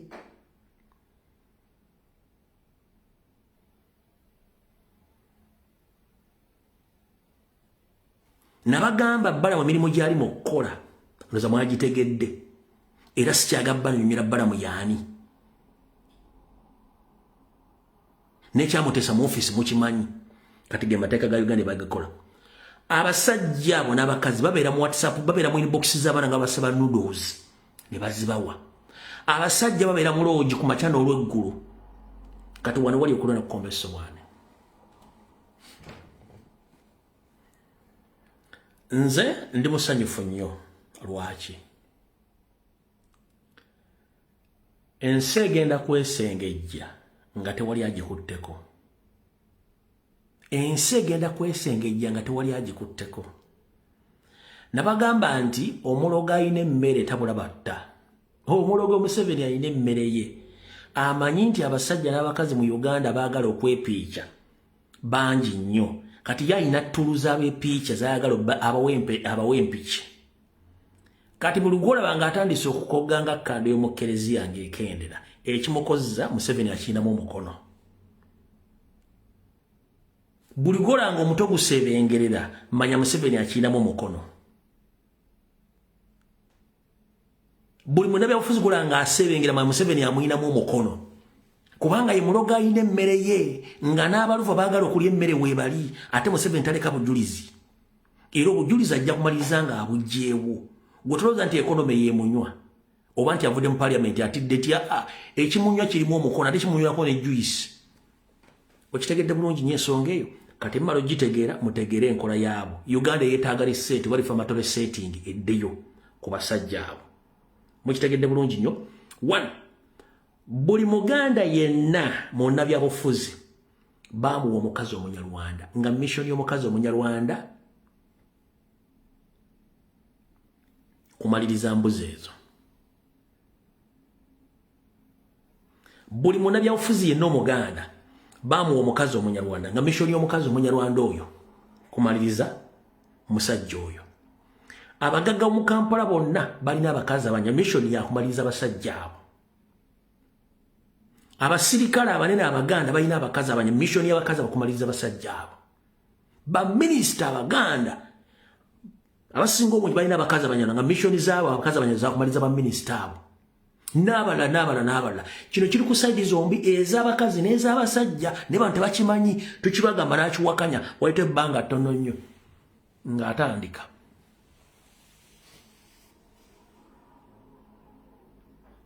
Kubanga tebaagala kutegeera ensi bw'etambula ne bw'etambula. Mukitegedde bulungi nnyo kati ebintu ebyo nga bimbira bijja tambula bulungi nnyo era buli mwajja kirozaako muganya okwetereza n'okutegeera. Museveni waakola ekikolwa ky'okutta abaana abato gwate amukoledde ebbanga eddene nga tuna kyomulaze ajja kulyawo over kubanga taleka bujulizi. Awo tuvuddewo kati etteeka mujja ddira banga balikozesa ki balikomezaawo. Awo tuvuddewo.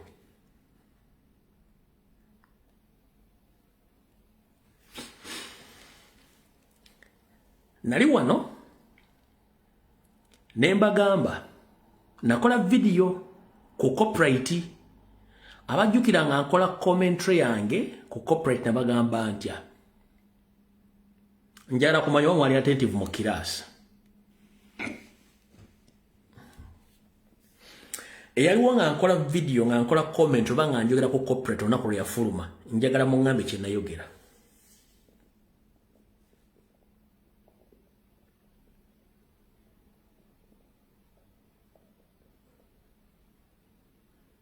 Nali wanne njogera ku corporate y'abayimbi nembagamba ekijja nembagamba wadde ennaku ntono nnyo kigenda kufuluma.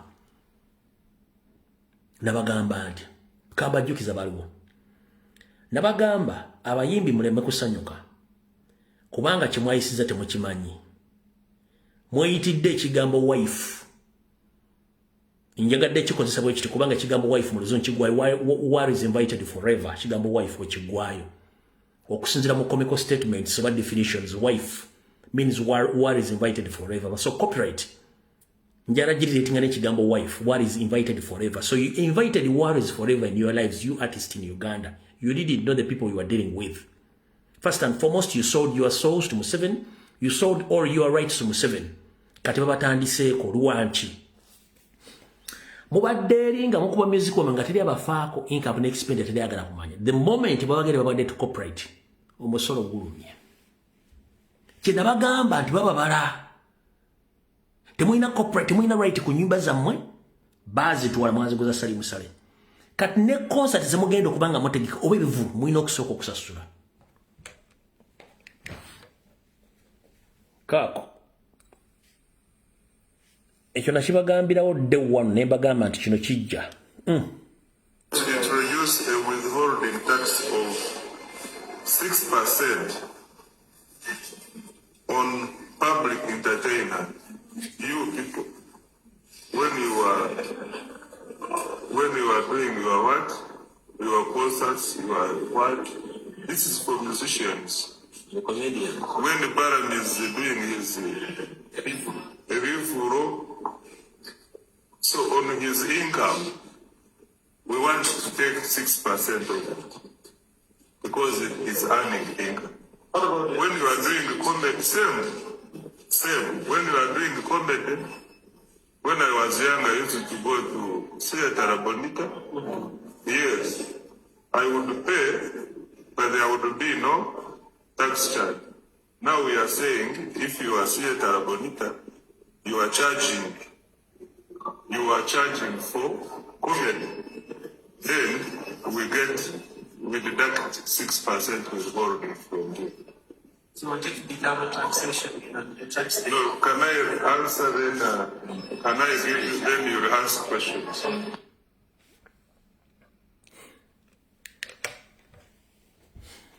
baba chazinze bitundu mukaaga ku buli 10 ku sente zoyingiza bakiise withholding tax teyawukanako ne pay as you earn. Nenga nakibagamba the moment mukkiriza okuba corporate muwedde. Ate remember kino kibajjukiza. Buli yakwata ku sente ya sako you are profiled. Buli yakwata ku sente ya sako nabo wafuna emitwalo 10 you are in for it.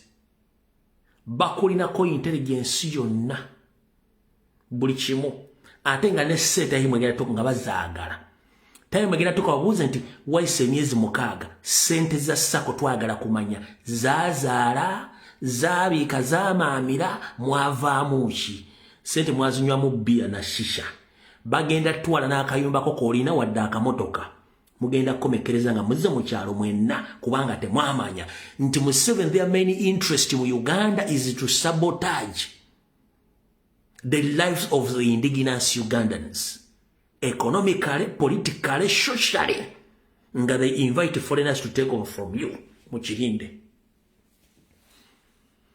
kino nkibagamba very very soon bandi bawendi bagenda bagabulya kwata ku sente za federation za sako za sente ezo nga tolina woziza ne interest ye nyingi bakutereddeko tewali sente mu Uganda zibagaba za bwerere teziriyo.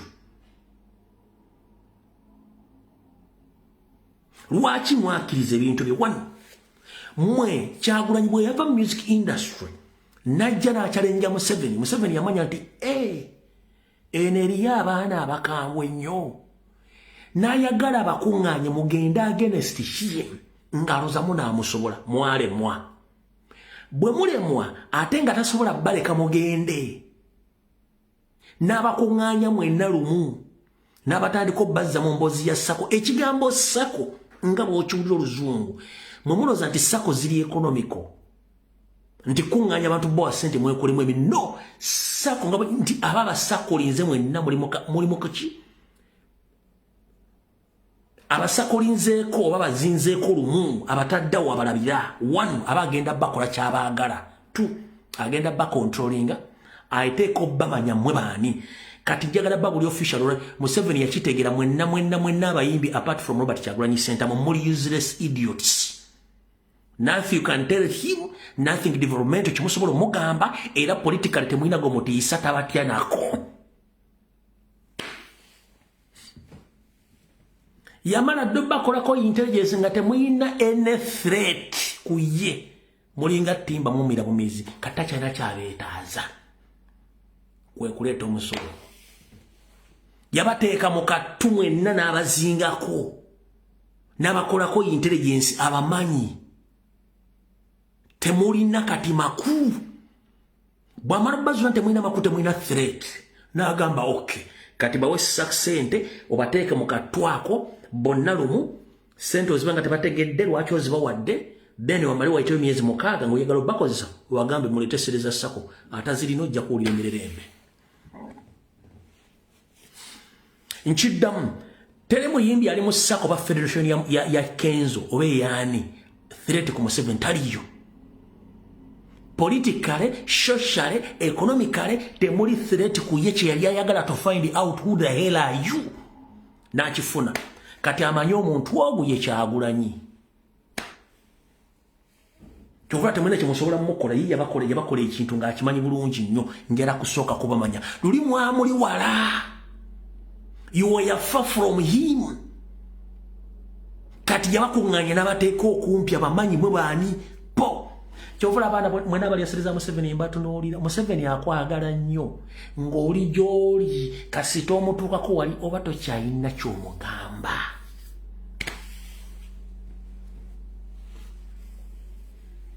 oba tokyalina ky'omugamba ne bannabyabufuzi bwe batyo mubeera nnyo threat Museveni watakulabira the moment you become clear and closer to him you are useless tena kyakwetaaza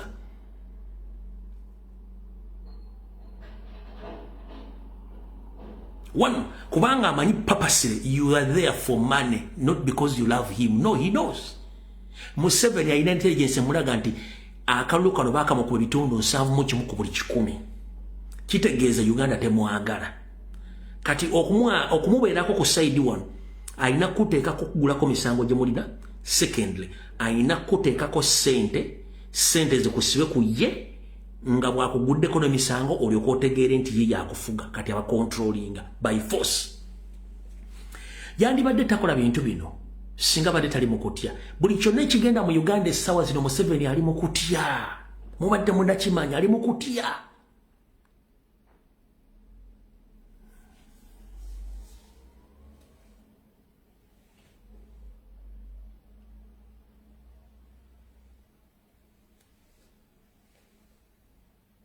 Omuntu banga akuluwala oba omutya kasita akusebera batakyakutega yo no gwambadde ntya bulijjo aish kano badde mutira butenda kyalina bwate wabamanyi ne bani abafuzi bwate wabamanyi kati mwe yalotegera Museveni muyaye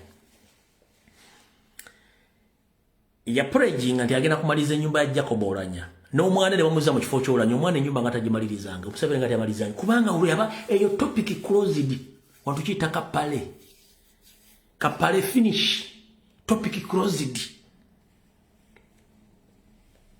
That is Museveni. Era nsasire ba comrade abali asereza Museveni bana bya bufuzi talina kyakwetaaza. Museveni like guns more than politicians. Aine mundu zinatera omwegaana. Ne mundu zinatera omwegaana kubanga slowly by process emundu zigenda tuka nga tezikyenda kisobola kukola.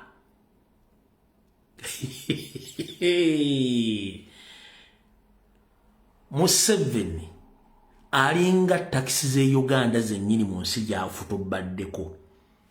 Obeera wa mugaso nnyo ng'oli eri mu kkubo jja. Naye mu kujja waliwo atudde mu taxi ng'agenda mu bwangu. Kondakita asobola okuyimirira n'alinda oli ali mu meters nga 10 namugamba ogenda nti ŋŋenda. Kondakita ne bayimirira taxi.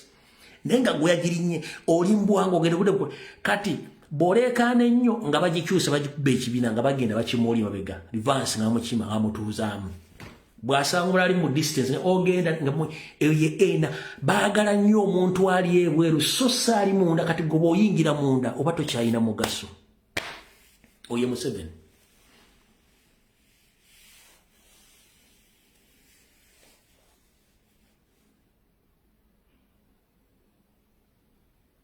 Okitegedde bulungi nnyo bw'omala okitegeera kati njala otegeera olwaleero eno ye reality.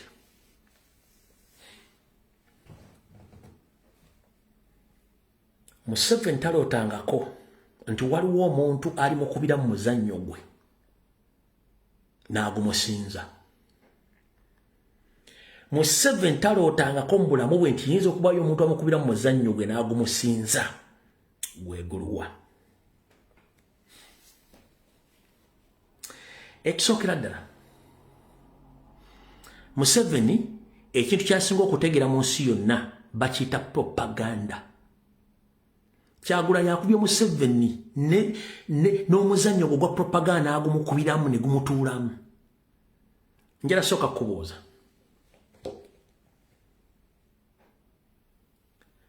omuntu bw'agamba nti Kyagulanyi oba Nuupu eteesa ne Museveni enkuŋŋaana zituulawa? Baani abazirimu? N'akugamba nti enkuŋŋaana zirimu omubaka wa Amerika yateesa ne Museveni Kyagulanyi adde mu Uganda basettlinge political differences. Njala kubuuza teriyo eggwanga lya Amerika ambasada wa Amerika tateekeddwa kukola kintu kyonna nga State Department ne White House tekimanyiiko. Mwenna bali mu Amerika nze sibeerangayo. Buli kintu kyonna ekigonda okukolebwa mu Amerika oba ku foreign platform yonna State Department White House ekiteeka ku mutimbagano gwayo. Njagala mumbuli abali mu Amerika State Department etedde ekintu kyonna ekiraga ku nteeseganya wakati wa Museveni ne American ambassador mu Uganda.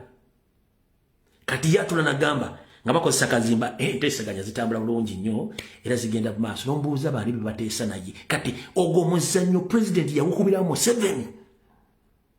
yamugamba sisobola kuteesa ku ddembe lyange kubanga ade munna Uganda nja kudda ne bakyakifuga oyo Museveni.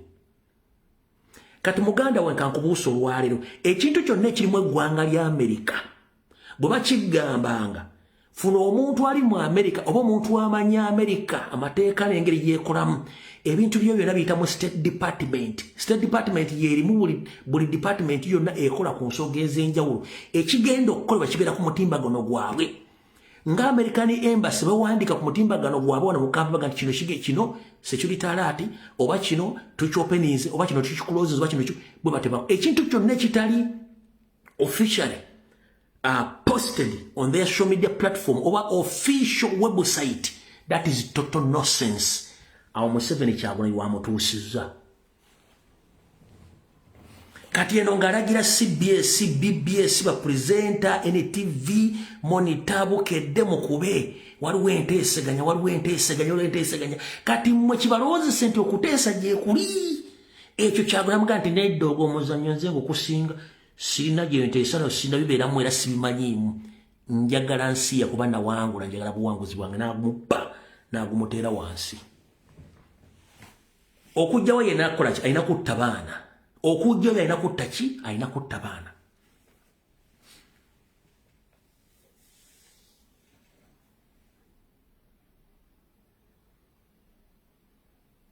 Ffenna wano njagala tukkirize. Ekigambo lobbyist tukiwulidde wano ku Kyagulanyi.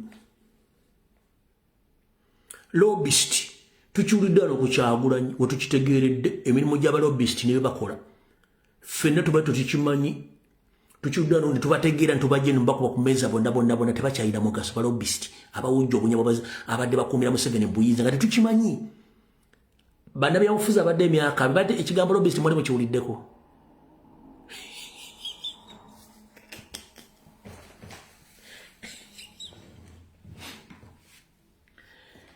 Nkubuuza ekigambo lobbyist oba abawujja obunyama wa Museveni n'okumukolerako ebintu byonna okubiteeka nga tewali bifuno ekyafu byonna nga Museveni bamukuumidde mu buyinza ani yali akimanyi before Kyagulanyi wandika nti wali okimanyi.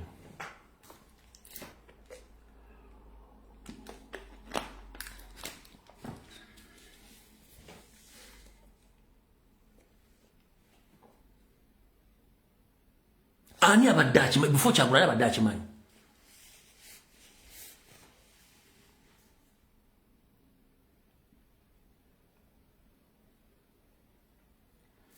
Ekyo kitegedde. Katuddeyo wano wammanga. Okuva mu 1986 okuva mu 1996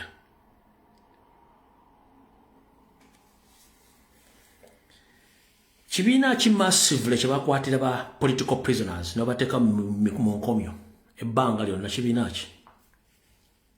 Kobo nabe n'abafuzi abaddewo nkuddiramu kati nkulaga muzannyo gwa Museveni ng'Ekyagulanyi gyagubakubyemu kibiina ki?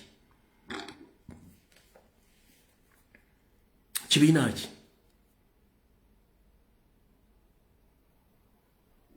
Tekiriwo. Nopu na Kyagulanyi si bwe kiri nti nkuggireyo kati emizannyo gya Museveni gye bamukubiddemu. Wano mutegende Museveni Obote yagezaako nnyo okulaga ensi ti Museveni si Munnayuganda. Obote teyafuna chance. Akasajja ne kayitawo. Ompulira bulungi nnyo. Wano mutegeeredde nti Museveni abadde afuna ne ssente eziva mu buvuzi bw'empanka nga bazisaasaanya nga temumanyi. Kyagulanyi n'amwabya n'Amerika n'etuyamba n'emwabya nga temukimanyi propaganda n'akomaawo. Kibadde bayita sanctions okuva mu 1996 ani abadde okujjako ndowooza Salimu Sale. Kuba yo lwava mu nsiko bamuterawo ko sanctions. Ani abadde amanyi kigambo kye bayita sanctions? Since 1986 ani abadde amanyi kigambo kye bayita sanctions? Tuli mu reality wano. Ani abadde amanyi ekigambo kye bayita sanctions? Luli nkugamba kye bayita lobbyist kati tugenze ku sanctions ani abadde akimanyi before Kyagulanyi.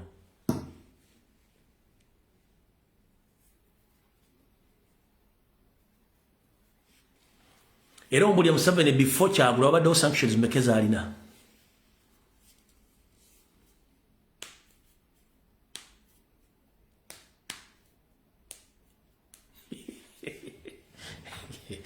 mwe muzanya ye muntu yekka asobodde okuba mu 7 hands down emirundi ebiri ng'obulwa bubbisa mundu ng'akalulu akasooka akabbiri gumu Simon Mogenyi Byamakama Mberenju yabala obulwe bugenda mu 10 n'obutundutundu 2 226 tumukubye ebitundu 7 obulwe bugenda mu 10 mu 100.1.5 obutaswana n'agaana n'okuteekayo results mbulya presidential candidate kyomulala yakikoze ekyo kuba omusajja n'agaana n'okuteekayo presidential results nga teziriiyo.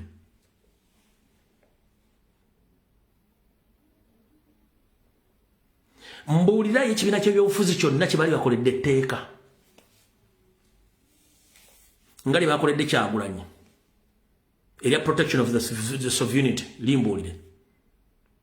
Mbuulirayo kibiina ki kye bali bakoledde etteeka nga leader of opposition bagala mukyusiza nti ebibiina leader of opposition balonde bulonde bonna opposition mu mwaka ki mu kibiina ki. Ebya infrastructure twabibasomesa mwabitegera dda. NRM talina kitebe, DP talina kitebe, FDC talina kitebe, PPF, Lusania, Poti, Poti, byonna ebibira ebiri mu Uganda bina tebirina bitebe. Kati wano wali omuzannyo okulya n'okukomba essowaani. Mwenna gano goge mazima. Mwenna mubadde abamu babadde bamanya abatonotono nti yes mu constitution ya Uganda ebina by'obufuzi birina okuweebwa ssente biddukanye emirimu gyakwo kiri mu constitution nti ye mubadde temuzimanyi abasajja babadde comfortable ennyo nga balya ssente eziva mu government direct eziri constitutional. Nkiddamu ebina by'obufuzi byonna mu Uganda ebadde birya ssente eziva mu government naye nga ziri constitutional. Until Nupu yazze nekozesa ssente ezo okuteekawo infrastructure ezo zemulaba ekavule.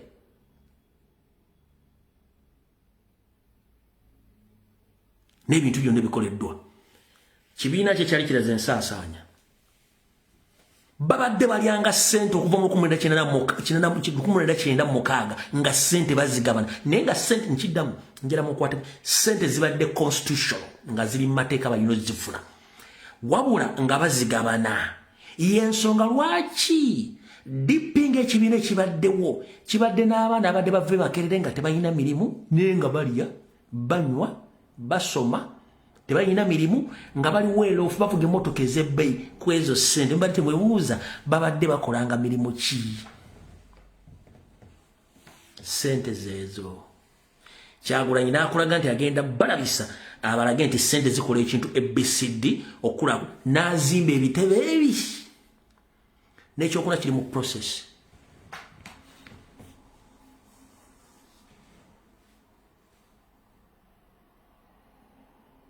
Kati gwomanyira mugati gwa bato ina Lusania lul'omukyero luliko piraawo gwomanyira omusajja azimba ebitebe 3 nga n'ekyokola kiri mu process gwomanyira.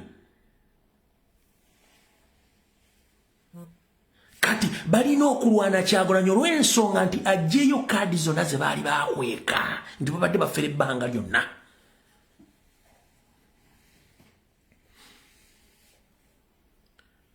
Njala kubuuza tusookedde ku DP tugenze ku FDC. FDC yatukalakata emyaka 2 nga ssente ezo bazifuna eza constitution nga si za bwerere bazikolamu ki?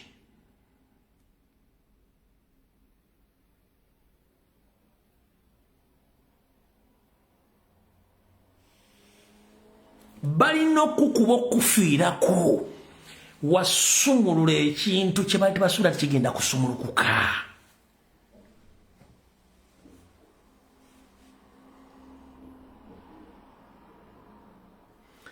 Tulabanga munnabyabufuzi ng'avuma Kyagulanyi n'onyiiga no obusungu buviira ddala ku busomyo obw'omu kalenge wansi gye buva kubanga omusajja yayambula buli bantu kyo tekibadde kyangu.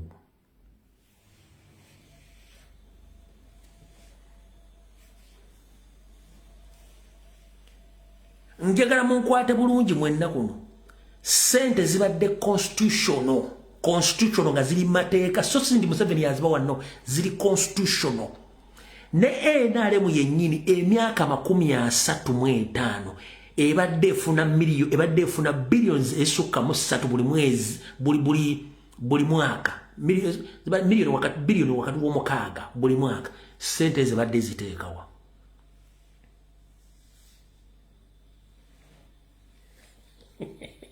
NRM ebadde efuna billions mukaaga eziri constitution ebadde ziteekawa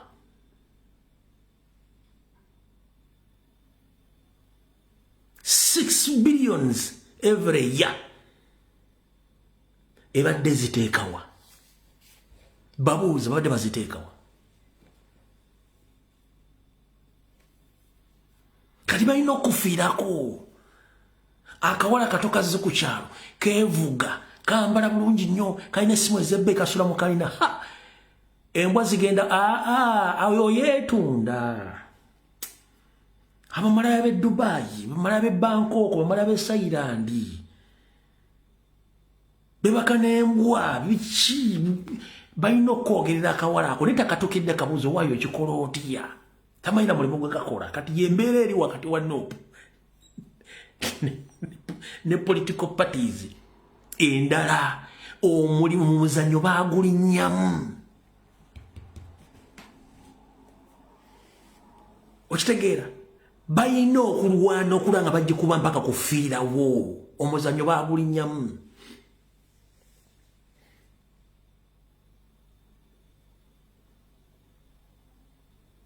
ndowooza okitegedde kati olwali so saagala muleekaane nawo bonna bonna bafumaca bamaze mu opposition emyaka 23 lwaki Museveni yabalemu okujjako ne basindikiza emyaka 2 mu myaka 17 mbabawagireko kati kankuwa ekifaananyi ekituufu kiri bwe kityo kakasi olwekambambule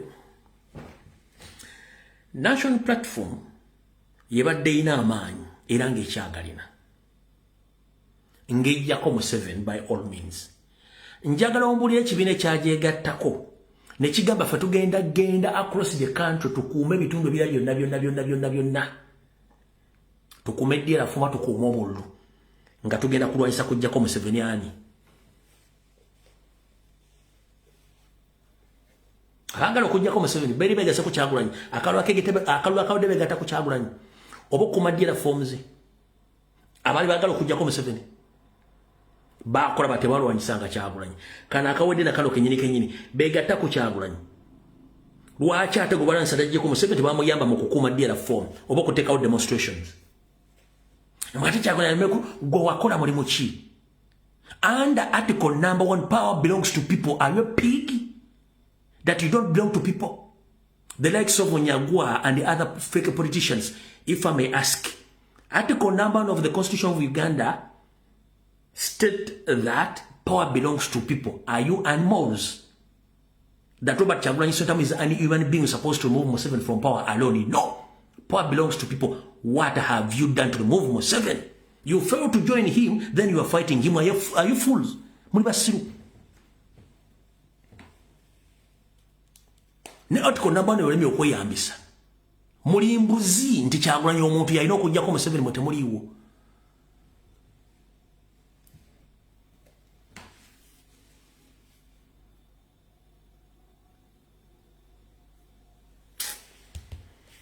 Mumalira abantu obudde ne muleekaanira abantu bali mu kuttibwa, abantu bali mu kutiisibwa temwogera. Kubanga muli mu kulyesereza omusajja. Education system efudde temwogera. Abantu bali mu kuwambibwa temwogera. N'eddembe ly'abantu ly'okwogera bali bagyeko temusobola kwogera. Bamenye bizinensi z'abantu temusobola kwogera mwena musirise. Abasuubuzi mu Kampala bali mu kubona musirise temwogera.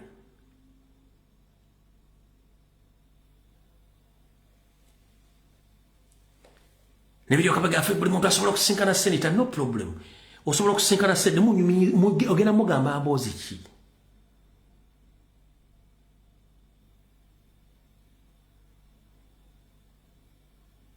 Article article number one constitution that power belongs to people. Who are the people? It's you and Robert Kyagulanyi Ssentamu. Naye ate we are fighting him. Ani muganti atajje ko Museveni. Ate gwo omulwanyi atajje ko Museveni.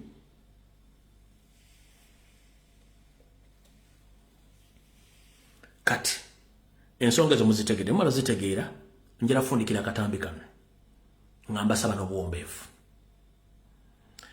buli muntu okusaba okola video ng'okona emigobekolo bya Museveni ebyokutta abantu wallahi ekintu kino simanyi bwe tugenda kweyambula kintu kino president gy'oli kola buli ekisoboka omunyarwanda agenda kumalawo bannayuganda kubanga bo tebaswala mu kutta. That is their hobby.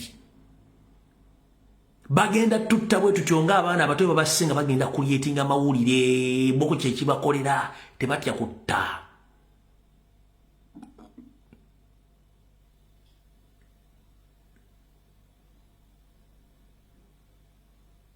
Tebata okutya kwa tebayisobola.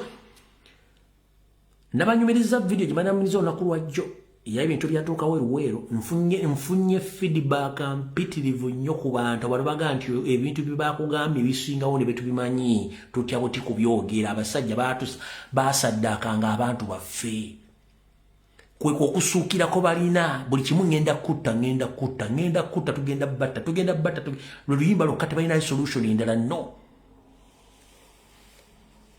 So Mr. President wonna woli muganda wange nze nkooyo okubeera e Bulaaya ne bannayuganda bakooyo okubeera baagala kudda mu nsi yaabwe bannabyabufuzi bali mu Uganda bali ku oludda olwa National Platform mukole buli kimu kye musobola abantu bakooye baagala kuddaka essuubi lyabwe libulimu mmwe anaalya ssente ejja kuba nkomerereyo naye ng'obuyinza buyinza okukyuka by all means so mwemagaze nga mutegeera nti muli mu kwemagaza bitegerekeka.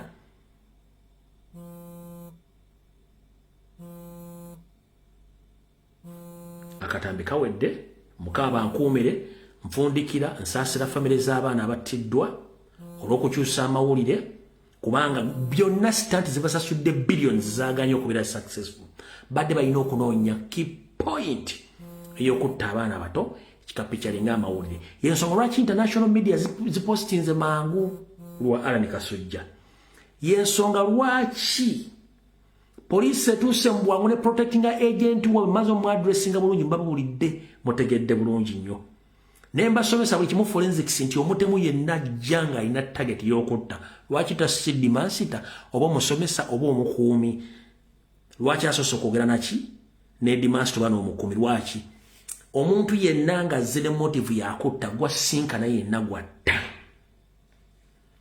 kizibu nnyo omuntu okujja n'ayambala karakita ey'okubiri n'akola second mission nga mission esooka emulemye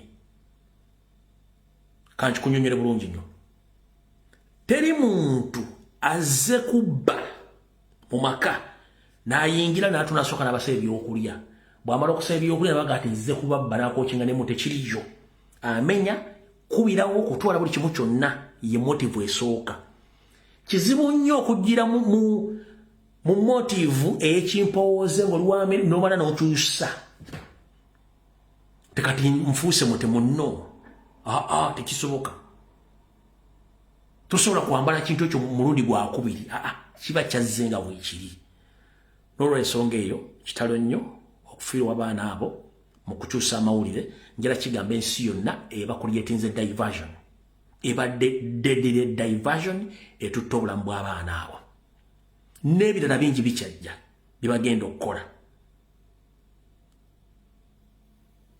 jjukira Museveni yali mutujju mu Fronasa ebikolwa by'obutujju akyagenda nabyo mu maaso nga nfundikira okuwozesa agenti wa Museveni owa ADF kugenda ttandika Jamiru mukulu wabula mu ttiimu gye bamukwata nayo gavumenti yakoze nabo endagaano kye bayita pre-bargain eno baddira abantu bebakutte nabo mu musango gwe gumu gavumenti nebajjako emisango nebasonyiwa nebata nga bagenda kulumiriza gwe ng'omuntu kati emisango gya Jamiru mukulu gigenda tandika okuwulizibwa wabula kubamu kubamusiba nabo bakoze endagaano n'ennyanja y'Esofeeri nti bo bagenda kuyimirira ng'abajulizi ku lwa gavumenti balumize ejjamiro mukulu ku misango gy'obutujju babatadde kati n'okuba nti bali bagenda kukuli era kino tekiri mawulire wonna kibagambye kipya gugenda tandika okulirizibwa mu Nambiro naye ku bantu abadde bamuvunaana nabo babiri babatadde bakoze endagaano ne Museveni bagenda kulumiriza ejjamiro mukulu kati na kino badde baagala bakibasuleko obusuuzi bakiteekewo nti abatujju bakoze ABCD olw'okuba nti ye mbozi badde bagenda okupulaninga naye ekyo nkibagambye mukitegeere nti n'ejjamiro mukulu mugenda kuwulira sagazze zigenda okuvaayo nze ogwange ngukoze information ngibawa abasigadde muneemagaza nze sifaayo naye ng'abasajja n'abakazi mu Uganda mubeere careful nnyo bagenda bamalawo nga muganya okukkiriza eyo information nagitadde emyezi 2 ne bagamba ekigenda okujja era amaze n'akikola